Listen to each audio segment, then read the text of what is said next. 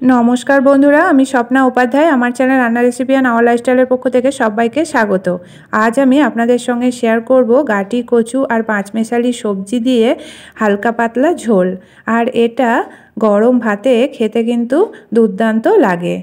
दुपुर किंबा रात सब समय किन्तु एटा खावा जेते पारे। आसुन ताहले देखे निई एई रेसिपिटा आमी किभाबे करब।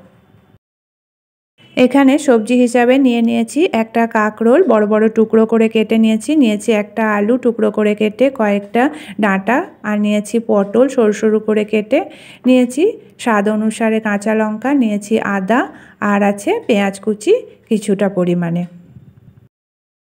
কড়াইয়ে দিয়ে দিয়েছি সরষের তেল 2 চামচ, দিয়ে দিলাম ফোড়নের জন্য গোটা জিরে শুকনো লঙ্কা তেজপাতা।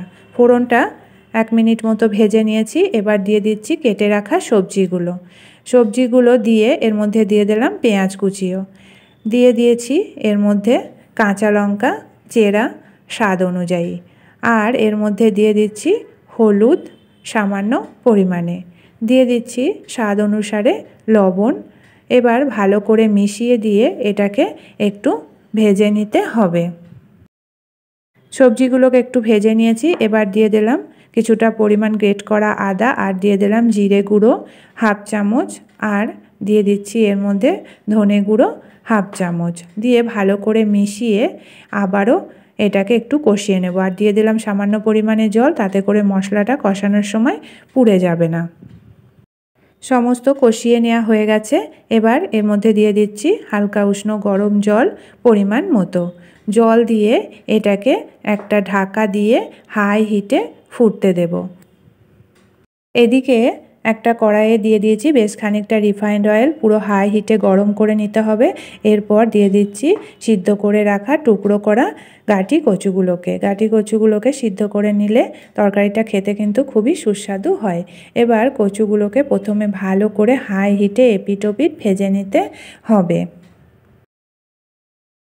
কচুগুলোকে ভেজে নিয়েছি লাল লাল করে। এবার দিয়ে দিচ্ছি হলুদ আর লবণ হলুদ দিয়ে আবারও ভালো করে মিশিয়ে এটাকে 1-2 মিনিট ভেজে নিতে হবে। কচুগুলোকে ভেজে নেওয়া হয়ে গেছে। এবার এগুলোকে ঝোলের মধ্যে দিয়ে দেব। তার আগে দেখে নেব সবজিগুলো ভালোভাবে সিদ্ধ হয়েছে কিনা। দেখতে পাচ্ছেন সবজিগুলো ভালোভাবে সিদ্ধ হয়ে গেছে আর ঝোলটা অনেকটা ঘনও হয়ে গেছে।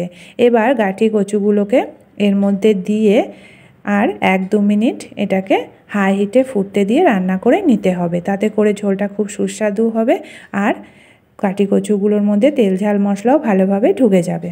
তৈরি হয়ে গেল দুর্দান্ত স্বাদের রেসিপি গাটি কচু দিয়ে পাঁচমেশালি সবজি হালকা পাতলা ঝোল। আর এটা খুব কম তেল মশলাতেই আমি রান্না করেছি। দেখতে যেমন এটা কালারফুল হয়েছে, খেতেও কিন্তু দুর্দান্ত হয়েছে। এবার এটাকে নামিয়ে নেব একটা প্লেটে।